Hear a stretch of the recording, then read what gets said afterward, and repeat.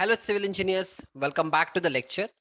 इस लेक्चर में हम देखेंगे पूरे सीक्वेंस ऑफ कंस्ट्रक्शन कैसे किया जाता है। Already I have understood through videos, but in single lecture will try to understand everything. ठीक है, चलो। First activity is the surveying और सॉइल टेस्टिंग। ठीक है, जब भी हम कोई भी प्रोजेक्ट को स्टार्ट करेंगे, ऑब्वियसली फर्स्ट हम सॉइल का टेस्टिंग करेंगे। विल सी कि वहां पे जो सॉइल है whether it is capable of taking the load और नॉट। ठीक है, उसके बाद हम डिसाइड करेंगे कि हमें वहां पे स्ट्रक्चर बनाना है नहीं बनाना है। एंड वंस वी डिसाइड, उसके बाद हम सर्वेइंग करेंगे, प्लॉट का सर्वेइंग करेंगे कि कहाँ पे हमें बाउंड्री लाइन सब लगाना है। We are going to do that. Okay, even before that, जब हम बड़े कंस्ट्रक्शन प्रोजेक्ट्स को वर्क कराते हैं, when we try to execute, we do feasibility report, site feasibility report. इसका मतलब है, अगर मान लो इतना बड़ा एक साइट है, ठीक है, फॉर एग्जाम्पल लेट अस से कि आप यहाँ पे स्ट्रक्चर बना रहे हो, you constructing a structure here. आप स्ट्रक्चर यहाँ पे बना रहे हो, तो इस स्ट्रक्चर, आप इस एरिया में स्ट्रक्चर बना रहे हो, ठीक है।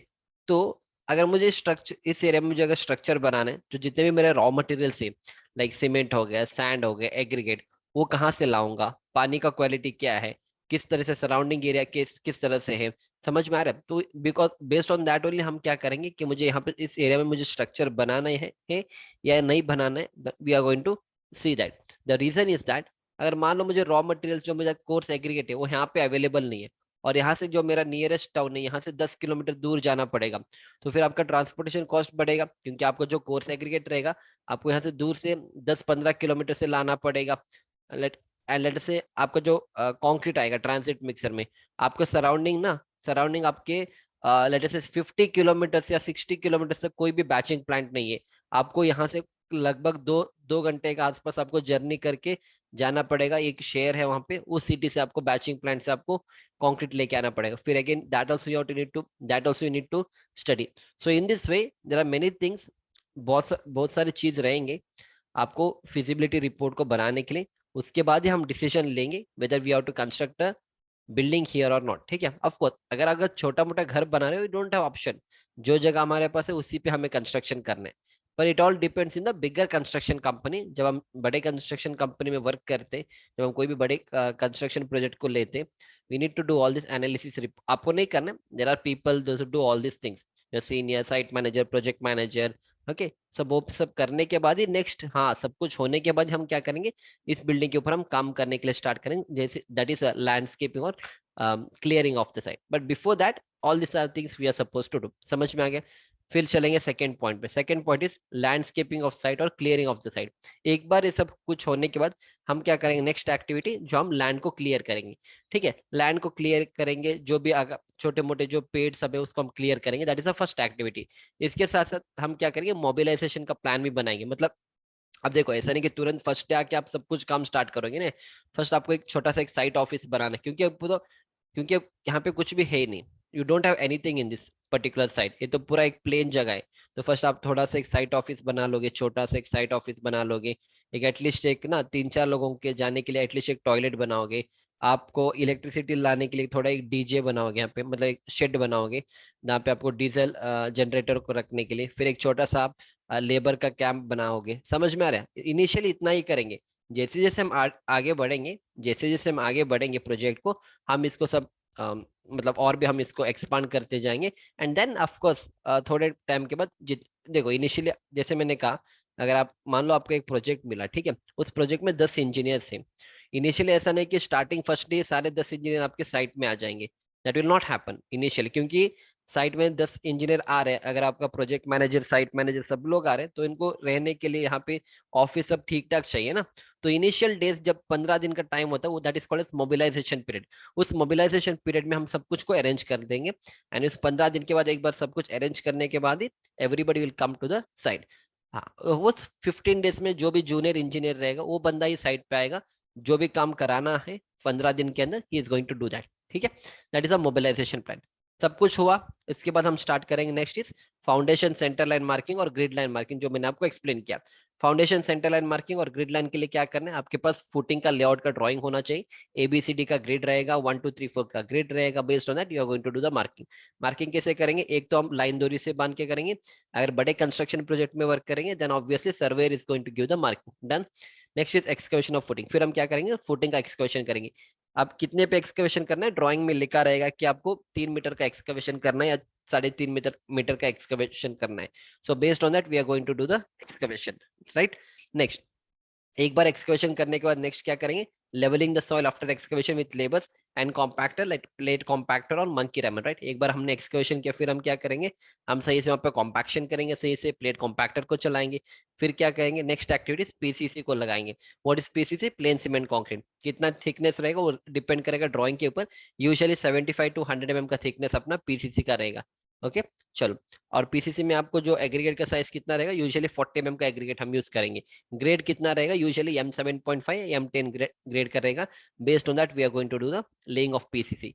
अब पीसीसी को कैसे करेंगे, ड्राइंग आपको फुटिंग का ड्राइंग दिया जाएगा, और आपको याद है पीसीसी का ऑफसेट दोनों तरफ आपको 75 75 75 75 लेना है, एंड बेस्ड ऑन दैट आप पीसीसी करोगे. याद देना है सारी चीज. चलो, next is marking of column centre point and preparing column layout.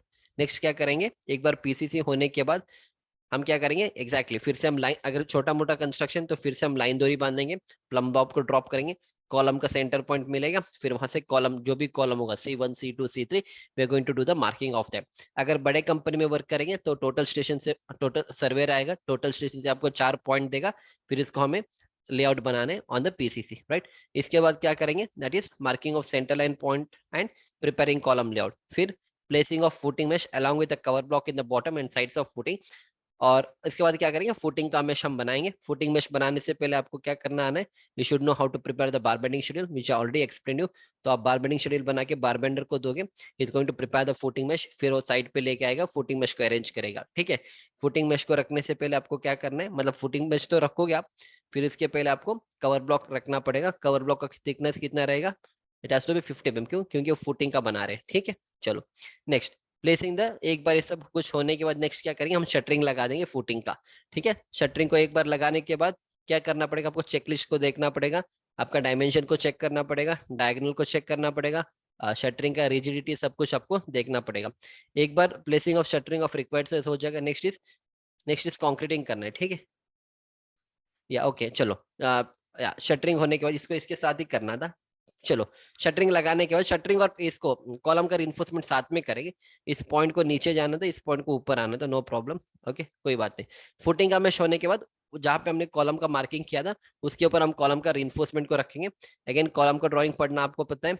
आपको किस तरह से रिइंफोर्समेंट को पढ़ना है column, that also you know. आप रिइंफोर्समेंट मेश को इधर आप बना के रखो, या साइड पे आके आप इस तरह से रख के कॉलम के रिइंफोर्समेंट मेश को आप प्रिपेयर करोगे. ठीक है, सब कुछ होने के बाद आप शटरिंग करोगे.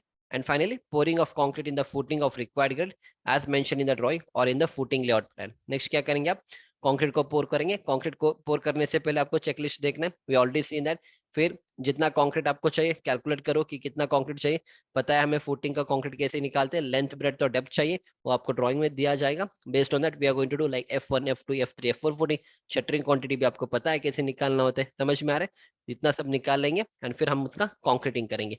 तो एक बार कंक्रीटिंग करने के बाद नेक्स्ट हम क्या करेंगे, ऑफ कोर्स लेवल भी देना आना है. लेवल आपको पता है, एक्सकवेशन लेवल आपको पता है कैसे देना है, फुटिंग का भी लेवल आपको पता है कि कैसे, आई मीन फुटिंग का top level you know how to do it. फिर हम क्या करेंगे, नेक्स्ट टाइम साइड पे आएंगे, हम डीशटरिंग करेंगे. ठीक है, जैसे हम डीशटरिंग करेंगे कब करेंगे, 24 आवर्स के बाद. क्यों, क्योंकि शटरिंग बना रहे हैं हम, वर्टिकल एलिमेंट है, सो आफ्टर 24 आवर्स हम उसको निकाल सकते हैं. जैसे हम निकालते क्या करेंगे, तुरंत हमें क्यूरिंग करना पड़ेगा. कितने दिन तक, एटलीस्ट 7 to 10 डेज का क्यूरिंग तो हमें करना ही करना है. क्यों, क्योंकि we know that in 7 to 10 days at least 67 to 70% of the strength is achieved, and that is very crucial. So concrete is like in ICU में रखा गया, तो दैट इज वाई हमें एटलीस्ट 7 to 10 डेज का क्यूरिंग करना है. इतना clear है. चलो, next curing of footing for 7 days लिखा है, तो 7 to 10 डेज करेंगे इसको. 7 to 10 days minimum after deshuttering and place the gunny cloth. ठीक है, उसके ऊपर हम क्या करेंगे, इससे गनी क्लॉथ को रखेंगे, so that the moisture remains there for ever, I mean for a long period of time. Next is, एक बार सब कुछ होने के बाद नेक्स्ट क्या करेंगे, जो रिइंफोर्समेंट है आपका कॉलम का, अगर आपने लैटरल टाइज को बांधा नहीं तो हम फिर से लैटरल टाइज को सही से बांध देंगे. फिर हम क्या करेंगे, कॉलम का स्टार्टर फ्रेम को अरेंज करेंगे. एक बार कॉलम का स्टार्टर फ्रेम को अरेंज करने के बाद क्या करेंगे, कॉलम का स्टार्टर कंक्रीट को कास्टिंग करेंगे. ठीक है, तो preparation of column starter for placing of column shuttering, starter frame to be kept ready. Next is placing of, एक बार उसके होने के बाद तुरंत नेक्स्ट डे आएंगे, स्टार्टर फ्रेम को निकालेंगे, कॉलम का शटरिंग कारपेंटर रेडी करके रखेगा, उसको पहले दिन ही बता के रखना है. ठीक है, ऐसा नहीं उसको पहले दिन बता के रखना कि देखो कल 4 कॉलम का कास्टिंग करना है हमें, तो शटरिंग इस साइज का रहेगा, तुम बना के रखो। अब ऐसा नहीं कि नेक्स्ट डे सुबह आप आके कारपेंटर को बुलाओगे, तो अगर नेक्स्ट डे सुबह अगर आप बताओगे तो पूरा एक दिन लेगा वो शीट बनाने के लिए, वो बना नहीं रहेगा। आपको प्लाईवुड का बोर्ड लाना पड़ेगा मार्केट से, ऑफकोर्स उन लोगों के पास रहेगा, वो कट करके जहां जहां उसको रनर लगाने वो सब बंदा वो करेगा। बस आपको बताना है कि इस दिन पे करना है, तो वो बना के रखेगा पहले दिन, ठीक है। तो नेक्स्ट दिन क्या करेगा, शटरिंग बोर्ड लेके आएगा, शटरिंग बोर्ड खड़ा करेगा, ठीक है। जो भी साइज रहेगा आपको एज अ साइट इंजीनियर क्या करना है, प्लम्ब चेक करना है शटरिंग का, फिर डायमेंशन चेक करो, रिइंफोर्समेंट चेक करो, देखो कि कवर ब्लॉक है या नहीं है। ओके, नेक्स्ट इज या नेक्स्ट देखो, बी केयरफुल और placing column shuttering, it should be properly aligned vertically. हमने प्लम्ब चेक किया है। Check for the cover block in the column before pouring of concrete.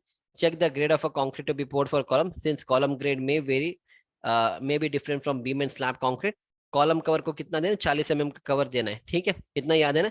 और जब आप कॉलम का कंक्रीटिंग करोगे तो थोड़ा टाइम देख लेना ड्राइंग में कि क्या लिखा है। जैसे मैंने आपको एक्सप्लेन किया, कॉलम का देखो बहुत कम ही है केस, 90% ऑफ द केसेस नहीं रहेगा, 10% ऑफ द केसेस हो सकता है कॉलम का ग्रेड चेंज हो सकता है। मान लो आपने फुटिंग में 25 का यूज किया, तो कॉलम में आपके ड्राइंग में लिखा रहेगा कि हो सकता है कि M30 का यूज करना है। तो तब आपको सही से देखना है drawing, so that whenever you do column concreting, make sure आप ड्राइंग को 2 बार चेक करो कि कहीं वहां पर लिखा नहीं कि कॉलम में आपको M30 का यूज करना है। तो आप M20 का अगर जो लिखा है that you are suppose to use it. इतना क्लियर है? चलो, next is column casting will be done. Next column का कास्टिंग करेंगे, और कॉलम कास्टिंग कहां तक करेंगे, एग्जैक्टली प्लिंथ बीम के बॉटम तक करना है। तो column casting will be done till plinth beam bottom only, and make no mistake it. अगर आप प्लिंथ बीम बॉटम से अगर 100 mm कम भी करोगे तब भी कोई प्रॉब्लम नहीं है, पर ज्यादा नहीं करना है। ज्यादा करोगे फिर नेक्स्ट आपको चिपिंग करना पड़ेगा। चिपिंग करने का मतलब एक और एक्स्ट्रा लेबर को ऐड करना पड़ेगा, एक और एक्स्ट्रा लेबर को ऐड करना मतलब एक्स्ट्रा उसमें अमाउंट देना पड़ेगा, ठीक है। हमें ज्यादा कॉस्ट नहीं लगाना है साइड पे, ठीक है। जितना बजट है उसके अंदर ही हमें फिनिश करना है, no additional budget to be invested, ठीक है। चलो, next is de-shuttering of column next day followed by curing immediately for 8 days। again this is for 8 to 10 days, okay, I mean 7 to 10 days करेंगे इसको, 7 to 10 days, okay। And make sure columns are covered with a gunny bag while curing। gunny bag will help in absorbing the water and holding water for a long period of time। curing पता है कैसे करना है, ठीक है। एक बार सब कुछ होने के बाद क्या करना है, एग्जैक्टली डेट भी लिखना है। मैंने यहाँ पे नहीं लिखा, आपको याद रखना है जब भी आप कॉलम का कास्टिंग करोगे डेट लिखो कि किस दिन का कास्टिंग किया है, ताकि आपको याद रहेगा कि कितने दिन तक उस पर क्यूरिंग हो रहा है, ठीक है। सब कुछ हो गया। अब यहाँ तक आपको कॉलम का कंक्रीट निकालना आता है, कॉलम का शटरिंग निकालना आता है, एक्सकवेशन क्वांटिटी निकालना आता है, पीसीसी क्वांटिटी निकालना आता है, और फिर आपको what is that, footing footing का कंक्रीट निकालना आता है, फुटिंग का शटरिंग निकालना आता है। अब हम क्या करेंगे, पूरे मिट्टी को बैकफिलिंग करेंगे। पूरे मिट्टी को करेंगे नहीं, एक साथ तो नहीं करेंगे, कैसे करेंगे, एग्जैक्टली लेयर्स में करेंगे। Next, backfilling of soil up to the ground level। backfilling of soil will be done in layers as mentioned in BOQ, and proper compaction watering should be done after each layer is backfilled, ठीक है। सब कुछ हो गया। Backfilling याद है ना, consolidation करना है, पानी छोड़ के रखना है, कॉम्पैक्शन करना है, सही से करना पड़ेगा। एक बार सब कुछ होने के कहां तक करेंगे, प्लिंथ बीम जो आपने कॉलम का बॉटम, आई मीन कॉलम का जो टॉप लेवल है, कॉलम का टॉप लेवल मतलब प्लिंथ बीम का बॉटम लेवल रहेगा, कॉलम के टॉप लेवल तक आपको मिट्टी फिल करके रखना है। फिर कॉलम के टॉप लेवल से हम क्या करेंगे, जितना भी मेरा पीसीसी प्लिंथ बीम का पीसीसी का थिकनेस रहेगा उतना हम थोड़ा एक्सकवेशन करेंगे। समझ में आ रहा है? अगर देखो आपने यहाँ तक कास्टिंग किया प्लिंथ बीम के बॉटम तक, मतलब यहाँ तक आपका टॉप लेवल है, तो जब हम बैकफिलिंग करेंगे हम इसी लेवल तक ही करेंगे, बैकफिलिंग पूरा फिर सही से करेंगे। पर यहाँ से ना लास्ट में थोड़ा यहाँ से थोड़ा 75 mm छोड़ेंगे, ताकि वो पीसीसी आएगा उस टॉप लेवल पे, और फिर उसके ऊपर अपना क्या आएगा, what is that, plinth beam आ जाएगा। समझ में आ रहा है ना? I will do it 1 second for you. देखो ये आपका कॉलम का टॉप लेवल है, ठीक है, this is your column top level, exactly यहाँ पे। तो हम क्या करेंगे, बैकफिलिंग तो करेंगे, जब हम पीसीसी लगाएंगे ना, आपका पीसीसी यहाँ पे लगेगा, पीसीसी इसके ऊपर नहीं आएगा, इसके ऊपर आपका पीसीसी नहीं आएगा। पीसीसी जब आएगा वो इसी लेवल पे एंड होना है, इसी लेवल पे आपका पीसीसी एंड होगा, एंड फिर इसके बाद आपका बीम आएगा, प्लिंथ बीम आएगा, this will be a plinth beam over that. समझ में आ रहा है ना? इसके ऊपर आपका प्लिंथ बीम आएगा। मतलब हम बैकफिलिंग इसके ऊपर तक ही करेंगे, पर इतने पोर्शन में हम थोड़ा सा 75 का थिकनेस निकाल के पीसीसी के लिए उतना एरिया हम अरेंज करेंगे। That is what I am trying to tell you, ठीक है। चलो, या प्लीज नेक्स्ट इज क्या करेंगे, नेक्स्ट इज या plinth beam, the plinth beam PCC will be 75 or 100 mm of M7.5 or M10 grade. An offset of 75 or 100 mm is taken extra for plain beam PCC as a working space. वो याद है ना, जब हम plane beam PCC करेंगे तो आपको दोनों तरफ 75 100 में एक्स्ट्रा रखना है ताकि आप शटरिंग वहां पे सही से रख सकते हो। Next is placing of plain beam reinforcement. ये सब होने के बाद क्या करेंगे, प्लेन बीम के रीइंफोर्समेंट को अरेंज करेंगे। The plain beam reinforcement is check according to the drawings. You must refer plain beam layout और रीइंफोर्समेंट ड्राइंग्स फॉर इसके लिए क्या करना पड़ेगा, प्लेन बीम लेआउट दिया जाएगा and according to that plain beam का रीइंफोर्समेंट भी दिया जाएगा। आपको पता रहेगा कि PB1 में कितना बार यूज करना है, मान लो 16 का 3 ऊपर और 16 का 3 नीचे प्रोवाइड करना है, और 8 mm का सरिया यूज करना है, और दो सरिये के बीच में जो स्पेसिंग है स्टीरअप का 150 रखना है, तो आपने PB1 का समझा। इसी तरह से आपको PB1 PB2 PB3 PB4 को दिया जाएगा। आप हर एक का देखोगे, आप साइड पे एग्जीक्यूशन करोगे। डन। चलो नेक्स्ट इज सब कुछ होने के बाद नेक्स्ट क्या करेंगे, placing of plain beam shuttering. तो शटरिंग को अरेंज करेंगे, कारपेंटर को बुलाएंगे, ठीक है। एंड फिर शटरिंग होने के बाद फिर क्या करेंगे, ऑब्वियसली कॉन्क्रीटिंग करेंगे। बट बिफोर कॉन्क्रीटिंग क्या करेंगे, एग्जैक्टली हमें चेकिंग करना है। तो आई एम साइट इंजीनियर, जाके मैं साइट में चेक करूंगा कि रीइंफोर्समेंट जो हमने डाला सही से डाला है नहीं डाला है। एंड शटरिंग का डायमेंशन चेक करेंगे, डायगोनल तो वैसे चेक नहीं करेंगे बीम का, तो लेंथ चेक करेंगे, ब्रेड्थ चेक करेंगे, डेप्थ चेक करेंगे, कवर ब्लॉक को देखेंगे, और अगर किसी भी दो शटरिंग के बीच में अगर कोई जॉइंट है तो उसको हम फिक्स करेंगे, ठीक है। ये सब करेंगे and then concreting of plain beam. Make sure the dimensions of plain beams are checked properly and see to it that cover blocks are given. सब कुछ देख लिया, concreting हो गया। अगेन चेकलिस्ट को याद रखना है, चेकलिस्ट को याद रख के हमें काम करना है, ठीक है। Next deshuttering of plain beam. Next इसके बाद क्या करेंगे, प्लेन बीम का डीशटरिंग करेंगे। कितने दिन के बाद, ऑफ कोर्स 24 आवर्स के बाद करेंगे इमीडिएटली। एंड उसके बाद हम किसको क्यूरिंग स्टार्ट करेंगे, will start with the curing of that, ठीक है। तो क्यूरिंग कितने दिन तक करना है, अगेन 7 to 10 डेज ही करना है, काफी है। Okay, I written 1 week but 7 to 10 days is a good time. चलो नेक्स्ट हमें फिर से बैकफिलिंग करना है। कहाँ पे, वो प्लिंथ लेवल का जो हाइट था ना, वहां तक हमें फिर से बैकफिलिंग करना है। एक बार मिट्टी भरना है, एक बार मिट्टी नहीं भरना है। भरेंगे, कॉम्पैक्शन करेंगे, लेयर में भरेंगे, ठीक है। चलो डन। इसके बाद क्या करेंगे, बस इसके बाद अभी हम प्लेन बीम के टॉप तक पहुंच गए। अब हम क्या करेंगे, एग्जैक्टली जो ग्राउंड फ्लोर के कॉलम के रीइंफोर्समेंट है उसको सही से बांध देंगे। अगर आपने लैटरल टाइल्स को सही से नहीं डाला है तो सही से लैटरल टाइल्स को एक बार बांध देंगे। ड्राइंग में दिया जाएगा कि ग्राउंड फ्लोर का रीइंफोर्समेंट है C1 C2 C3 कॉलम में, इसका C1 का इतना रीइंफोर्समेंट रहेगा, लैटरल टाइल्स आपको इतने पर लगाने हैं, सब कुछ देखेंगे। उसके बाद क्या करेंगे, इसके बाद क्या करेंगे बताओ। रीशटरिंग हो गया, प्लेसिंग ग्राउंड फ्लोर हो गया, कहाँ पे पहुंच गए हम लोग, बैकफिलिंग हो गया ना, हाँ बैकफिलिंग ऑफ प्लेसिंग ऑफ, हाँ फाइन। इसके बाद क्या करेंगे, स्टार्टर फ्रेम को लगा देंगे, एग्जैक्टली। और स्टार्टर फ्रेम को जब लगाएंगे तो सही से अलाइनमेंट करेंगे कि स्टार्टर फ्रेम के सारे स्टार्टर फ्रेम के अलाइनमेंट एक लाइन पे आएगा, ठीक है। समझ में आ रहा है ना। फिर उसके बाद हम स्टार्टर कॉन्क्रीट को लगा देंगे। स्टार्टर कॉन्क्रीट को लगाने के बाद क्या करेंगे, हटा देंगे, तो आपका स्टार्टर कॉन्क्रीट रेडी है। तो इसके बाद क्या करेंगे, इसके साथ ही आएगा। इसके बाद शटरिंग बोर्ड को लाएंगे, शटरिंग बोर्ड को रखेंगे वहां पे। फिर इसका प्लम सब चेक करना है, डायमेंशन चेक करना है, ठीक है। तो मैं थोड़ा जल्दी जा रहा हूँ, इतना अभी तक तो आपको इतना आइडिया है।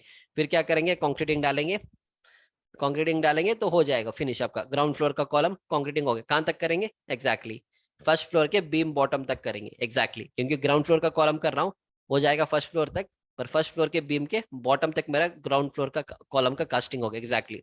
नेक्स्ट, जब आप कॉलम का कास्टिंग करोगे क्या याद रखना है, अगर 2 मीटर हाइट है कॉलम का तो एक साथ कास्टिंग नहीं करेंगे, 1.5 मीटर तक ही करेंगे। और सिर्फ उसके बाद क्या करेंगे, नेक्स्ट 2 स्टेप में हम कर सकते हैं, इसलिए मैंने यहाँ पे लिखा, while pouring the concrete into the column, make sure the height of the pour is not more than 1.5 metre and proper आपको वाइब्रेटर को यूज करना है ईच लेयर। तो अगर 2 मीटर का है तो क्या करेंगे, 1.1 मीटर का एक बार कास्टिंग करेंगे आज, फिर कल उसको और ऊपर करके और एक 0.9 मीटर का हम कास्टिंग करेंगे। So that is how we are suppose to do it.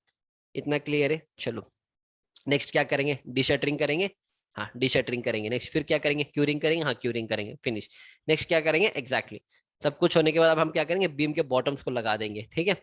देखो प्लिंथ बीम में बॉटम नहीं आएगा क्योंकि वो ग्राउंड के ऊपर रेस्ट होगा। जब आप ग्राउंड फ्लोर के कॉलम कास्टिंग करोगे, ग्राउंड फ्लोर के आप बीम लगाओगे, तब आपको बीम को बॉटम लगाना पड़ेगा। So arranging the beam bottom with the props placed at equal distance apart, the ground floor beam details have to be followed to give the size of the beam. अब क्या करेंगे, beam के bottom को लगाएंगे और props को सही से अरेंज करेंगे, डिस्टेंस देखेंगे, 500 500 500 पे रखना है तो 500 500 500 पे रखेंगे।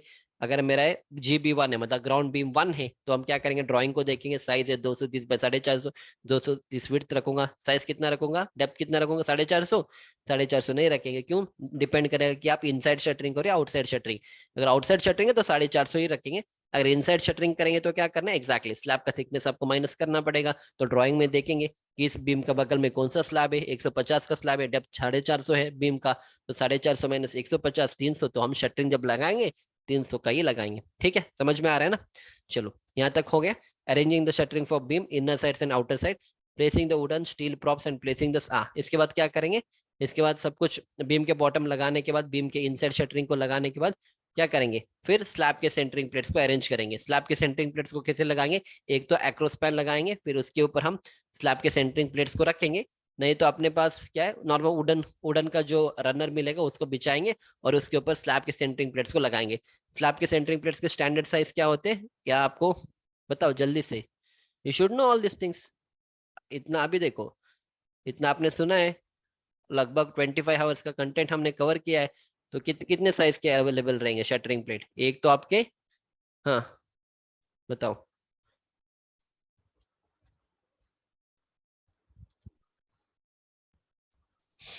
हम्म, एक आपका 2 फीट बाई 3 फीट का रहेगा, ठीक है, और एक और आपको 1.5 फीट बाई 3 फीट का भी मिलेगा। ठीक है, चल राइट इट हियर, ये तो आपको 2 फीट का मिलेगा, 2 फीट बाई, दिखेगा, हाँ दिखेगा, 2 फीट बाई 3 फीट का मिलेगा। एंड फिर एक और आपको कितने का मिलेगा, एक और आपको 1.5 फीट 1.5 फीट का भी मिलेगा। ठीक है, मार्केट में आपको कुछ भी मिल सकता है, but 2 feet by 3 feet is a standard, and 1.5 by 3 feet का भी मिलेगा। ठीक है, शटरिंग प्लेट्स मिलेंगे, यूजुअली हम 2 फीट बाई 3 फीट का ही यूज करेंगे। ओके डन, चलो। हाँ प्रिपेयर नेक्स्ट, इसके बाद क्या करेंगे, सब कुछ हो गया, हो जाएगा। एंड इसके बाद हम क्या करेंगे, बीम के रिइंफोर्समेंट को अरेंज करेंगे। बीम के रिइंफोर्समेंट को कैसे अरेंज करेंगे, बस सारे बीम के रिइंफोर्समेंट को ऊपर तक लेके आएंगे, रखेंगे, जो भी बीम हो उसको उसके आगे हम रिइंफोर्समेंट को रखेंगे। एंड फिर जो भी आपका रिइंफोर्समेंट होगा उसके अकॉर्डिंग हम इसको प्लिन बीम को बांध के, I mean so not प्लिन beam, roof beam मतलब फर्स्ट फ्लोर के बीम को हम बांध के रखेंगे। ठीक है, लोअरिंग नहीं करेंगे, बांध के रखेंगे। और जब आप बांधोगे याद रखना, एक प्राइमरी बीम होता है, एक सेकेंडरी बीम का कॉन्सेप्ट याद रखना। प्राइमरी बीम के ऊपर आपका सेकेंडरी बीम रेस्ट होना चाहिए। ठीक है, सब कुछ हुआ, आप चेकिंग करोगे as a QC and site engineer, check करने के बाद निकाल के उसको नीचे करेंगे, we are going to do the lowering of the beam. ठीक है, so that is what it is written here. Next is the beams are arranged as a primary and secondary beams and they are arranged in a way same way so that the lowering of the beam will be easy. ठीक है, next, the beam reinforcement are then lowered down into their respective beam after the reinforcement checking is done by the site engineer or by quality engineer. Once the reinforcement beam reinforcement are lowered, the next task is to mark the slab reinforcement spacing the position of the crank bar. ठीक है, हो गया। फिर क्या करेंगे exactly, एक चीज यहाँ पे ऐड करना था, जब आप स्लैब के रिइंफोर्समेंट को अरेंज करोगे उसके पहले आपको एग्जैक्टली ऑयल, स्लैब मतलब स्लैब के सेंटरिंग प्लेट्स के ऊपर आपको ऑयल लगाना है, और दो स्लैब के सेंटरिंग के प्लेट्स पे जो गैप रहेगा उसको आपको मास्टिक टेप लगाना है। ठीक है, फिर क्या करेंगे, स्लैब के रिइंफोर्समेंट को अरेंज करेंगे, देखेंगे ड्राइंग में, और उसके according we are going to arrange. First क्या करेंगे एग्जैक्टली, फर्स्ट हम स्पेसिंग को मार्क करेंगे, फिर हम क्रैंक बार का डिस्टेंस को मार्क करेंगे, कैसे देखेंगे, L/4 वो सब हमने कोड बुक से देखा है, L/4 का मार्किंग करेंगे। एंड फिर उसके बाद हम रिइंफोर्समेंट को शॉर्टर स्पैन पे अरेंज करेंगे, एंड फिर हम डिस्ट्रीब्यूशन स्टील को लगाएंगे। फिर शॉर्टर स्पैन पे बीम के फर्स्ट, जब हम शॉर्टर स्पैन पे लगाएंगे वो बीम के अंदर से पास करेंगे एंड डिस्ट्रीब्यूशन बार को पास करेंगे। सेकेंड हम क्या करेंगे, शॉर्टर स्पैन पे ही लगाएंगे, पर हमने स्पेसिंग ज्यादा करके रखा है, अगर 150 लिखा होता ड्राइंग में तो हम 300 पे लगाएंगे शॉर्टर स्पैन में फर्स्ट। फिर इन 300 के बीच में एक और बीम, एक और रीबार को लगा देंगे जो बीम के ऊपर आएगा, अब जाके वो पूरा 150 पे हो जाएगा। तो इसको करने के बाद नेक्स्ट हम क्या करेंगे, बाइंडिंग वायर से सारे को बांध देंगे, एंड फिर जो क्रैंक वाले बंदे आएंगे वो क्रैंक करेंगे, एंड इसको जो बीम के ऊपर है हम क्रैंक करके ऊपर लेके जाएंगे। समझ में आ रहा है कॉन्सेप्ट, ठीक है। Next, the slab layout and slab reinforcement drawings are referred here for proper understanding of the reinforcement that is done. Once all the bars are placed on the slab, the bar bender with help of a lever will crank every alternate bar so that the detailing criteria is satisfied. And वो तो मैंने आपको explain किया। Next is, एक बार ये सब कुछ होने के बाद हम क्रैंक करेंगे, एंड क्रैंक करने के बाद नेक्स्ट क्या करेंगे, सर कुछ होगा, फिर उसके बाद हमें कंक्रीटिंग करना है। एग्जैक्टली, कंक्रीटिंग करने से पहले आपको क्या करना है, एमईपी वाले लोग रहेंगे, मैकेनिकल इलेक्ट्रिकल एंड प्लम्बिंग वाले लोग रहेंगे, तो वो लोग क्या करेंगे आके, उनके जो भी आपको इलेक्ट्रिकल का काम रहेगा वो काम करेंगे, प्लम्बिंग वाले अपने प्लम्बिंग स्लीव्स और वो सब लगाएंगे। ठीक है, ये सब करेंगे and before the concreting, and फिर हम इसका कॉन्क्रीटिंग करेंगे. So before the concreting is place the quality check sudden. Again आपको क्वालिटी देखना है, स्लैब का हो रहा है तो it's a very crucial element. तो एक बार सारे राउंड ले लो स्लैब का, देख लो कहाँ पे क्या प्रॉब्लम है, ठीक है, एंड प्रॉप्स को देख लो, सब कुछ देख लो. So before the concrete is place the quality checks are done by quality engineer, like the checking cover blocks, slab centering and beams free from the clutters. The slab centering and beam bottoms are also checked so that they can carry the load coming on it during the casting of the slab. And फिर इसके बाद concreting करेंगे. अब concreting जब हम करेंगे हमें पूरे क्वांटिटी एस्टिमेशन करना आने कि कितना कॉन्क्रीट लगेगा पूरे अपने स्लैब में. So the amount of concrete required for the slab is calculated and order from a batching plant और machine mixed and poured into the slab. And फिर इसके बाद हम क्या करेंगे, एग्जैक्टली हम स्लैब का कास्टिंग करेंगे. ठीक है, हो गया स्लैब का कास्टिंग. फिर हम क्या करेंगे, जितने भी आपके बीम के जो साइड्स, ऑफ कोर्स उसके बाद तो हमें क्यूरिंग करना है. क्यूरिंग के साथ साथ जो बीम के साइड से उसको हम डीशटरिंग करेंगे. एंड बाकी जो भी आपका बीम के बॉटम एंड स्लैब के सेंटरिंग को कितने दिन के बाद निकाल सकते हैं, या आप 14 दिन के बाद निकाल सकते हैं, 21 दिन के बाद निकाल सकते हो. तो यहाँ पे हाँ, तो 14 डेज तक हम क्यूरिंग करेंगे. Next is the slab centring. Plates are removed after 3 days. इसको नहीं करना, 3 डेज इसको हटा देंगे. ये according to the code book है, बट प्रैक्टिकली आपको मैंने समझा दिया कि आप 41 या 21 डेज के बाद ही निकालेंगे. ओके, तो इसलिए मैंने यहाँ पे लिखा है आफ्टर 21 डेज ही करेंगे. ओके चलो, ये मैंने नॉर्मल कोड बुक के हिसाब से लिखा है. Okay, the beam bottom is removed after 7 days and the props are refixed. पर प्रैक्टिकल हम ऐसे नहीं करेंगे. प्रैक्टिकल हम क्या करेंगे, the complete deshuttering will start to happen after 21 days के बाद ही हम करेंगे. एंड ऑलमोस्ट सब कुछ निकालने के लिए 4 से 5 दिन लगेगा. And it requires 4 to 5 days for complete removal of props, beam bottom, sides and slab centring. ठीक है, हो गया सब कुछ. फिर क्या करना है, फिर और कुछ नहीं, नेक्स्ट फ्लोर का स्टार्ट करो. उसके बाद नेक्स्ट फ्लोर का स्टार्ट करो. Raising of column reinforcement to the next floor, tying the longitudinal bar and the lateral ties. Preparation of the column starter for first floor followed by column shuttering, concreting and de-shuttering for the other floors. इसके बाद क्या करेंगे, same activities follow हो जाएगा. बस समझ में आ गया, पूरा कॉन्सेप्ट मैंने कवर कर लिया यहाँ पे. Right, so I hope you enjoyed my lecture. तो हमने स्टार्टिंग से एंड तक मैंने आपको सब कुछ एक्सप्लेन किया है. And that is how the entire construction will happen. आप जो मैंने आपको एक्सप्लेन किया ना, आप चाहे तो G+1 बनाओ, या आप G+100 बनाओ, या आप G+50 बनाओ, मेथड तो यही होगा. इसके अलावा और कुछ मेथड नहीं है. मेथड आपको साइड क्लीनिंग से स्टार्ट होगा, स्लैब कास्टिंग ही होगा. बीच में जितने भी मैंने आपको एक्सप्लेन किया ना, इसी मेथड से ही चलेंगे, इसमें कोई डिविएशन नहीं आएगा. ठीक है, the same method you can apply for any project. अब रेसिडेंशियल भी लगाओ, कमर्शियल लगाओ, इंडस्ट्रियल लगाओ, any project you apply RCC, this is the concept you are going to do. Right, चलो. So I think most of the things मैंने आपको explain किया है. कंप्लीट लेआउट भी हमने देख लिया. और इसके बाद के लेक्चर्स में आपको मैं सारे प्रैक्टिकल वीडियोस को दिखाऊंगा जो मैंने ऑलरेडी आपको नहीं दिखाया था. जैसे 5 फीट का मार्किंग हो गया, एक्रोस्पैन को लगाने का मेथड है, और बहुत से लैटरल टाइज को प्रैक्टिकली साइड पे कैसे अरेंज किया जाता है, वो सारी चीज मैं आपको एक्सप्लेन करूंगा, सो दैट आपको और भी कोई doubt what ever is pending, all दो थिंग्स विल गेट क्लियर. ठीक है, और उसको फिनिश करने के बाद नेक्स्ट हम फिनिशिंग एक्टिविटी में जाएंगे. अभी देखो, अभी बस हमने बेयर स्ट्रक्चर बना दिया, मतलब अभी तक हमने बस एक स्केलेटन बना दिया कि ये स्केलेटन है. अभी तक इस तरह से रंग नहीं आया आपका बिल्डिंग का. जैसे अपना कलर है, जैसे मेरा स्किन का कलर है, मैंने जो शर्ट पहना है, अभी तक वो हुआ नहीं आपके बिल्डिंग में, बस आपने स्केलेटन बना दिया. इसके बाद जब हम इंटीरियर में जाएंगे, इसके बाद मैं आपको इंटीरियर में लेके जाऊंगा. वहां पे हम what is that, brick work, block work करेंगे, फिर हम प्लास्टरिंग करेंगे, फिर हम पेंटिंग करेंगे, हम इंटीरियर्स देखेंगे, वॉलपेपर सब देखेंगे, एंड टाइल वर्क करेंगे, एंड उसके बाद वॉल टाइलिंग पेंटिंग करेंगे, and finally we are going to handing over the site. ठीक है, तो और भी बहुत सारे काम है, जितना हमने पढ़ा है उसका ऑलमोस्ट उतना ही अभी बचा हुआ है इंटीरियर के पार्ट में.